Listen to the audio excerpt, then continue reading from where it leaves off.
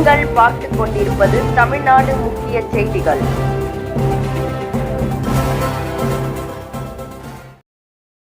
வணக்கம்.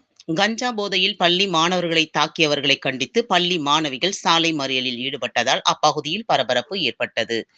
திருவள்ளூர் அடுத்த கனகமாச்சத்திரம் அரசு மேல்நிலைப் பள்ளியில் பயிலும் 12ஆம் வகுப்பு மாணவர்கள் மாலை வீட்டிற்கு செல்வதற்காக பேருந்து நிறுத்தும் இடத்தில் காத்திருந்த போது கஞ்சா போதையில் இருந்தவர்கள் பள்ளி மாணவர்களை தாக்கி ஆபாச வார்த்தைகளால் திட்டியுள்ளனர். இந்நிலையில் பள்ளி மாணவர்கள் சென்னை திருப்பதி தேசிய நெடுஞ்சாலையில் அமர்ந்து கஞ்சா போதையில் மாணவர்களை தாக்கியவர்களை உடனடியாக கைது செய்ய வலியுறுத்தி 50க்கும் மேற்பட்ட பள்ளி மாணவிகள் சாலை மறியலில் ஈடுபட்டதால் பரபரப்பு அப்பகுதியில் ஏற்பட்டது.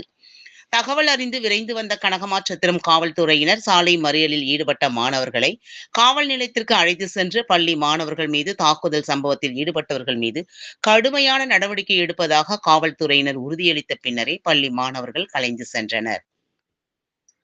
கஞ்சா போதையில் சுற்றித் திரியும் போதை ஆசாமிகள் மீது காவல்துறையினர் கடுமையான நடவடிக்கை எடுக்க வேண்டும் என மாணவர்களின் பெற்றோர்கள் கோரிக்கை வைத்தனர்.